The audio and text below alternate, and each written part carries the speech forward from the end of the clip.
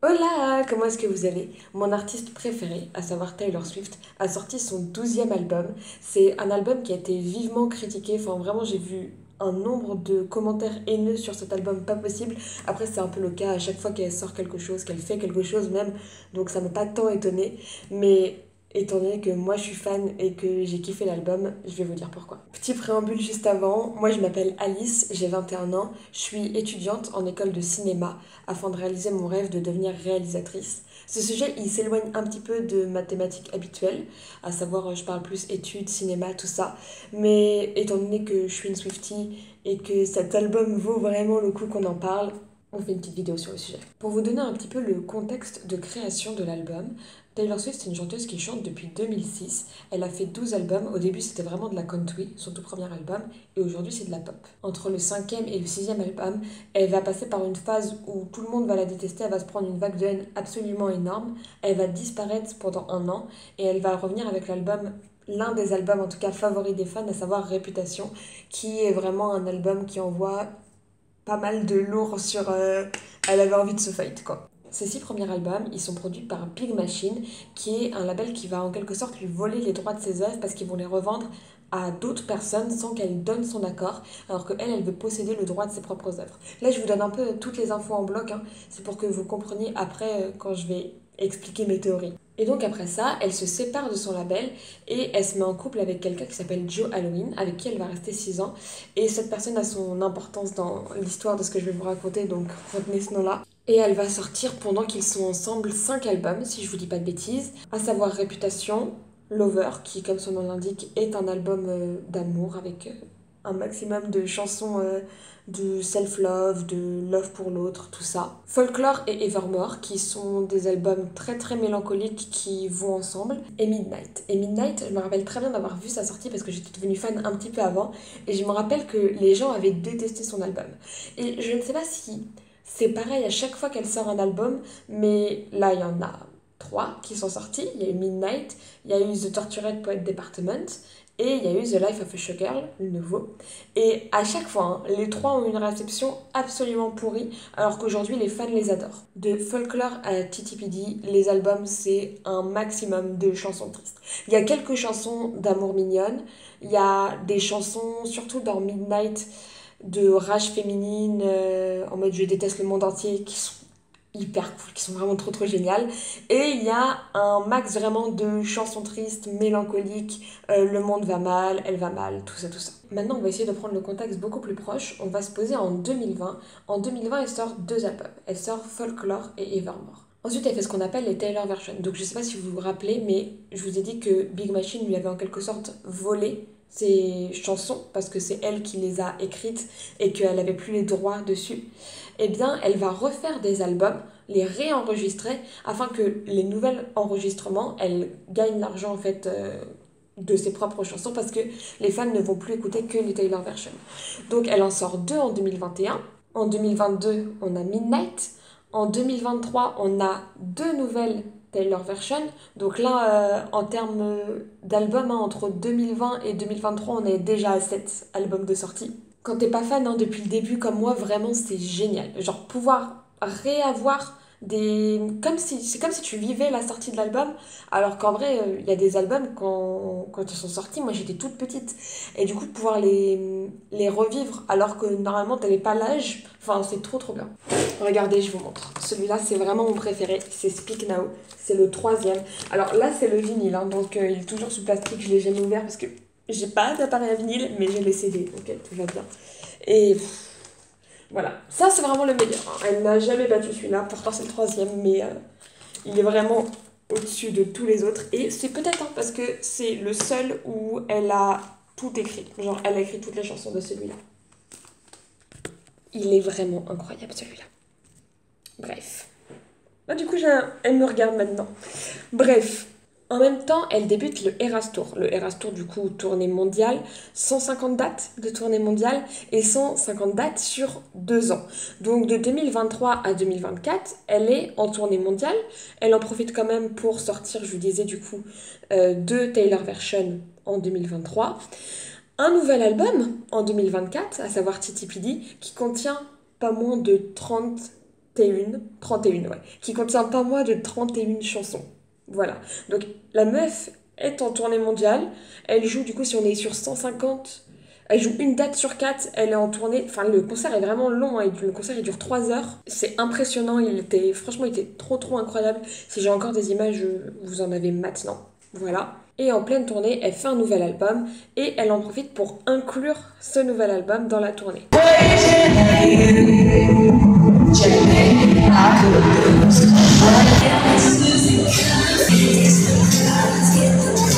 C'était incroyable, trop bien. Et on arrive en 2025, le 3 octobre, où on a eu le petit album avec 12 chansons. Ce qui est le plus petit, hein, de ce que Taylor Swift a jamais fait. 12 chansons, c'est vraiment très très peu pour elle.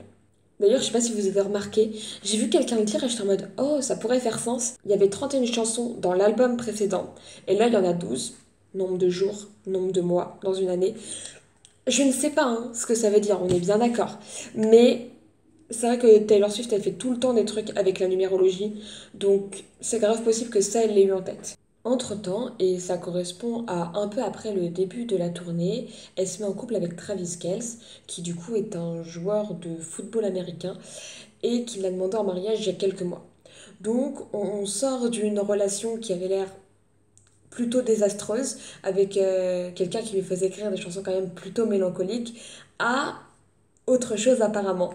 Et c'est ce qu'on retrouve vraiment dans cet album. C'est vraiment la première chose qui marque cet album. Je crois que c'est beaucoup de chansons d'amour. On a Lover, qui est l'album amoureux.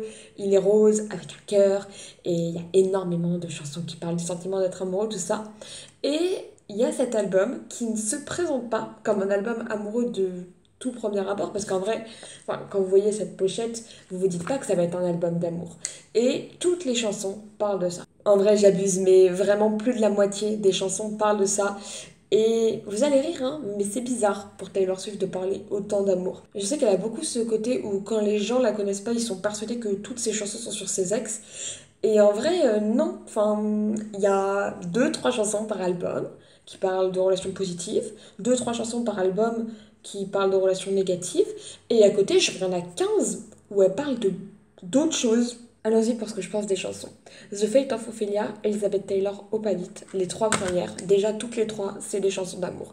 Dans les trois chansons, il y a cette idée qui revient assez souvent, quand même, dans sa vision du monde, dans le sens où Travis Kelce, du coup, son amoureux d'aujourd'hui, l'aurait sauvé d'une vie malheureuse amoureusement. Ça revient beaucoup dans ses musiques, le fait qu'il soit hyper cool et lui fasse croire de nouveau à l'amour. Ce qui est très bien, hein, qui est quelque chose qu'on lui souhaite, pas de soucis là-dessus.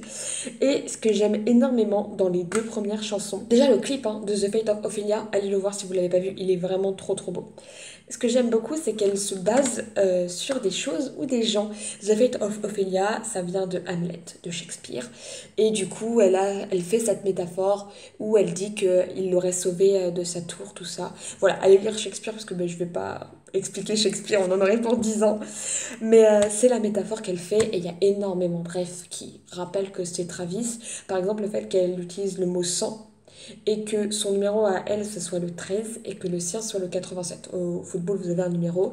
Et le numéro que Taylor cite tout le temps, vraiment, c'est le 13 parce qu'elle est née un 13 décembre et qu'elle considère du coup que c'est son numéro porte-bonheur ou chance. Et c'est pour ça, hein, que vraiment les gens qui pensent qu'elle va s'arrêter avant le 13e album, franchement, vous avez rien compris. C'est absolument certain qu'on aura un 13e album. C'est sûr et certain.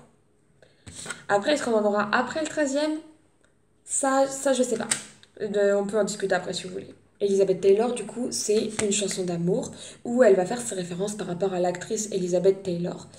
Et bon, il y a plein de petites références, mais il y a Portofino quand même qui revient beaucoup, qui est l'endroit où Elizabeth Taylor a été demandée en mariage. Et il y a cette vibe dans la chanson, tu me fais croire au mariage, tout ça.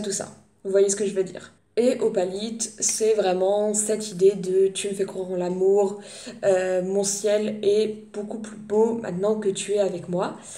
Et c'est une chanson dont vraiment la rythmique est génialissime. C'est vrai que j'en ai pas parlé, mais Taylor, pour faire cet album, elle a collaboré avec les deux personnes qui sont derrière ses plus grands hits.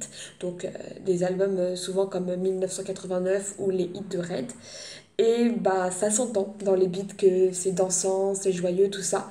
Et c'est la vibe d'ailleurs qu'elle voulait donner, elle le dit. Elle voulait quelque chose de plus dansant que les derniers, plus joyeux. Bien que moi j'étais un peu perturbée sur les premières écoutes. J'aime beaucoup l'album, il n'y a aucun doute là-dessus. Mais je m'attendais, vous savez, à quelque chose de vraiment dansant à la 1989 et de vraiment mainstream, dans le sens où je pourrais le faire écouter à mes potes et eux aussi s'ambianceraient là-dessus parce que c'est facile. Et en fait, c'est encore des sons qui sont pas si faciles à appréhender, comme c'était le cas pour Midnight ou comme c'était le cas pour Titi Pili. C'est c'est pas si facile de capter le rythme, tout ça. Quand tu l'as, c'est bon. Mais c'est depuis quelques années, j'ai l'impression qu'elle produit vraiment des albums et des chansons, parce qu'il y a des chansons supplémentaires sur les albums Taylor Version, où pour rentrer dedans, il faut plusieurs écoutes. Elle fait pas des trucs qui, ok, je l'écoute, ah, j'aime tout de suite. C'est plutôt, ah, ok, ça m'intrigue, ah, c'est bien. Et au bout de la 10e, ah, j'ai retenu le rythme. Donc on est vraiment sur des chansons joyeuses, dansantes, oui. Pas immédiatement, mais dès que tu l'as, c'est bon. Et c'est pour ça que cet album, il est vraiment particulier. En plus, il y a vraiment cette vibe entière qui se dégage dans l'album, que quand tu l'écoutes, tu vois que c'est un bloc, que tout l'album il va ensemble. Et ça s'entend, je trouve que ça a été enregistré dans un laps de temps extrêmement court, parce qu'il y a ce côté où les chansons sont faites pour aller ensemble. C'est pas, oh, elle a eu une expérience, elle la met. Oh, 3 mois plus tard, elle a une autre expérience, elle la met. Ça fait bloc commun, l'album, vraiment, et beaucoup, beaucoup plus que les autres. Et c'est, je trouve, l'un de ces albums les moins diversifiés. C'est beaucoup ce que je reproche à des albums que les fans adorent, à savoir Folklore et Evermore. C'est que, oui, ils sont chouettes, mais il n'y a que des chansons mélancoliques, il n'y en a pas une qui bouge. Et ben, là, c'est l'inverse. Elles sont toutes dans le stade, oh, on bouge un peu, c'est dansant, un peu comme ça, vous voyez. La quatrième, c'est Father Figure. Elle parle d'une relation qu'elle aurait vis-à-vis de sa protégée, où cette protégée aurait fait un pacte avec le diable, alors que elle voulait protéger la famille. C'est les paroles mot pour mot. Elle se place, elle, en tout cas c'est ce qu'elle dit, dans les deux positions, c'est-à-dire qu'elle se retrouvait en compagnie d'hommes, en quelque sorte, qui étaient un peu trop prenant, qui prenait trop d'espace dans le fait de vouloir sa protection. C'est toujours ce truc-là, hein, elle parle de quelqu'un qui protège mais sans laisser de liberté. Et elle dit qu'elle a été aux deux places. C'est pas ce qu'elle dit dans la chanson, hein, c'est ce qu'elle dit dans l'interview où elle explique. Donc elle, cette chanson-là, c'est vraiment juste une chanson chantée par l'homme en question. Et ensuite, on a encore deux chansons d'amour, parce que on adore les chansons d'amour. On a Eldest Daughter, qui, je pensais qu'elle me ferait pleurer beaucoup plus, mais en fait ça va. On est dans une joie collective sur cet album, et en vrai bah, ça fait plaisir, parce que le dernier album heureux qu'on a eu c'était Lover, et Lover c'est 2019-2020, vous voyez. Donc bon, en vrai un album où elle est un peu contente, c'est cool.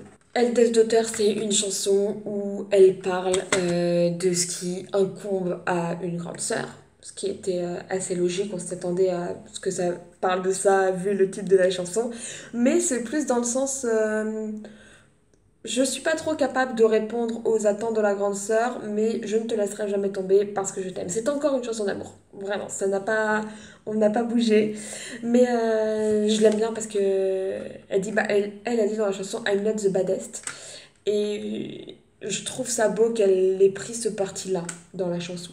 Et Wins Friendship, que j'ai extrêmement mal prononcé, mais on est plus de retour sur les bancs de l'école, comme High School, si vous l'avez écouté de l'ancien album.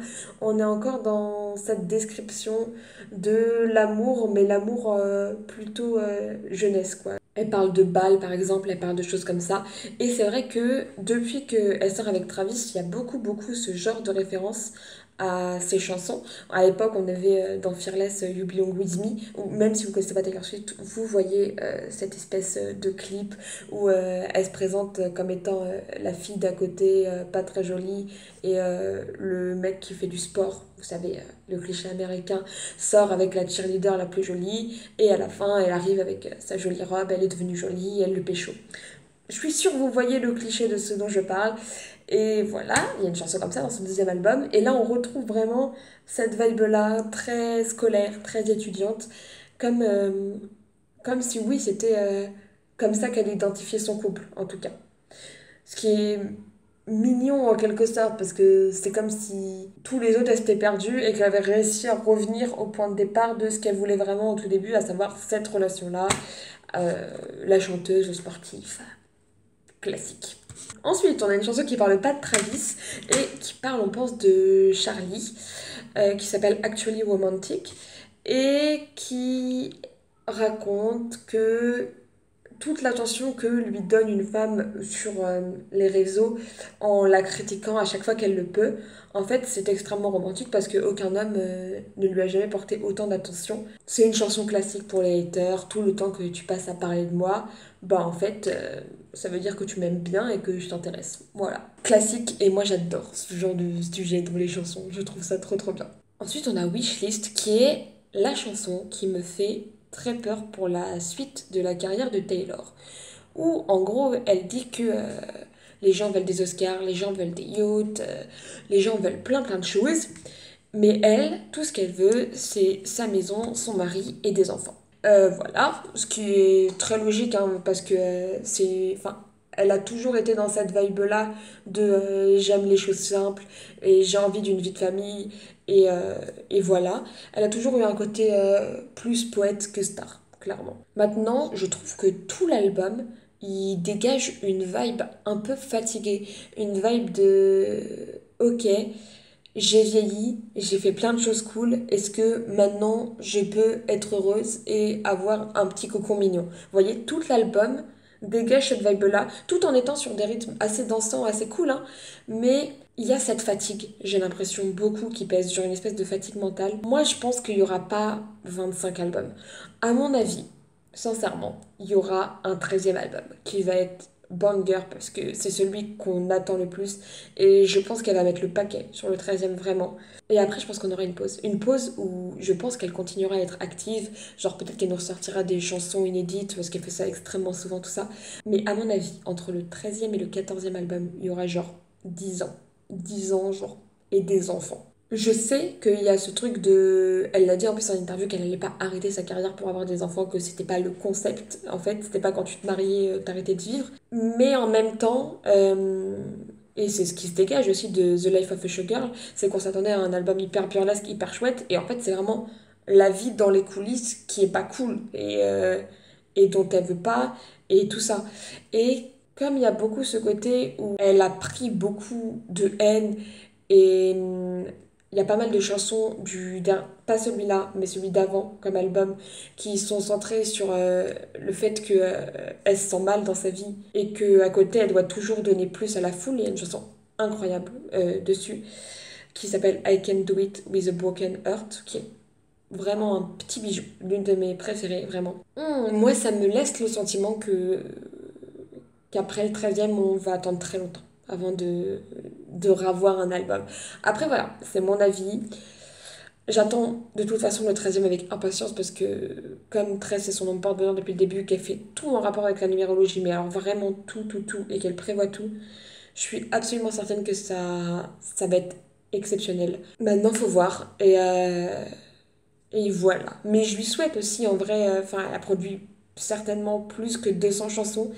Je lui souhaite aussi de pouvoir avoir une pause. Genre, en vrai, le rythme c'est intenable. On reprend avec Wood, chanson d'amour, classique, un maximum d'allusions au sexe. Voilà. Mais en même temps, elle est très adulte, donc c'est pas très étonnant. Et des comparaisons entre le corps humain et le bois. Enfin, par contre, la rythmique est incroyable. Vraiment, les paroles me font beaucoup rire, mais le son est topissime. Ensuite, on a Cancelled, je suppose, écrit avec deux L. C'est très important parce que deux L, c'est anglais, un L, c'est américain. Taylor Swift ne fait rien au hasard, vraiment, c'est pour ça qu'on l'adore. Cancelled avec deux L, c'est une chanson qui parle du fait que avec une autre fille, elles ont les mêmes marques dans le sens cicatrice, et qu'elle adore ses amis qui sont cancelled. C'est une chanson qui, à mon avis, est destinée à Sophie Turner, qui s'est récemment pris une vague de haine pour avoir rompu avec Joe Jonas, qui, Joe Jonas, on se rappelle, était sorti au tout début, quand ils étaient beaucoup plus jeunes, avec Taylor Swift. C'est pour ça que je pense que la chanson lui est adressée et qu'il ne faut pas la voir en mode Taylor Swift adore les gens qui se font cancelled. Je pense que c'est pas le sujet. Et il y a pas mal de références au fait que enfin, c'est vraiment les femmes qui se font cancelled dans la chanson. Et il faut vraiment la voir en mode les femmes se prennent des vagues de haine très très injustifiées sur les réseaux et du cyberharcèlement. C'est vraiment la manière dont il faut voir la chanson. Très clairement, faut pas l'interpréter trop vite. Ensuite, la 11, on a Oni, chanson d'amour très classique, hein, voilà, où elle dit d'habitude quand les gens m'appellent chérie, c'est sarcastique et c'est méchant. Voilà, mais ça, on a la même en français de toute façon, mais toi tu peux parce que c'est mignon. Et ensuite, on a The Life of a Showgirl, qui se rapproche très fort de ce que je vous racontais avec Wishlist. C'est la seule chanson qui est en feat, elle est en feat avec Sabrina Carpenter. Et dedans, elle raconte l'histoire d'une showgirl à qui on vient dire que la vie qu'elle vit, c'est leur vie de rêve. Et en fait, la showgirl répond, mais en fait, tu comprends pas, moi, c'est la tienne, ma vie de rêve. Elle a, en quelque sorte, Taylor Swift toujours connu la célébrité, parce qu'elle l'a connue très très jeune, elle l'a connue à 15 ans. Et elle s'en est jamais plainte, clairement. Et moi, c'est un truc que j'admire trop quand les gens, ils arrivent à assumer ça et à dire, en fait, ça m'a apporté tellement de trucs cool, genre, je vais pas cracher dessus. Mais en même temps, elle a souvent parlé du fait qu'elle rêve d'une vie assez normale et cocooning. Et je pense qu'il va y avoir une pause. À un moment, franchement, je serais vraiment pas étonnée. Et voilà, mais c'est un truc qu'on peut lui souhaiter. Donc voilà, c'était mon avis. Un album clairement que vous pouvez écouter sans aucun doute. Il est très très bien, vraiment. Pas mon préféré, mais très très bien. Et voilà, qui dégage cette vibe de on est joyeux, des beats un peu dansants. Et en même temps, il y a ce côté de on est un peu fatigué, on voudrait une vie un peu plus tranquille, donc à voir. Mais ça reste une showgirl, ça reste que le prochain album sera le 13e et que bah, on sait tous que le 13e ça sera le plus fou. Et donc voilà, c'était mon petit débrief sur l'album. Je suis allée voir la release party au cinéma. C'était vraiment trop trop bien. Et les gens étaient un peu à moitié en mode attendez, est-ce qu'il faut qu'on danse et qu'on chante? Je crois que c'est au Grand Rex qu'ils ont fait des danses devant l'écran du cinéma. Et là, les gens étaient en mode est-ce qu'on peut se permettre? Est-ce que ça va gêner les gens? Enfin, mignon. Sur ce, moi je vous fais des bisous. J'espère que la vidéo vous a plu. Si c'est le cas, vous connaissez la procédure. N'hésitez pas à mettre un like, un petit commentaire et à vous abonner. Pourquoi pas? Si vous aimez le cinéma en tout cas. Et voilà, je vous dis à la semaine prochaine. Merci beaucoup d'avoir regardé la vidéo. Ciao!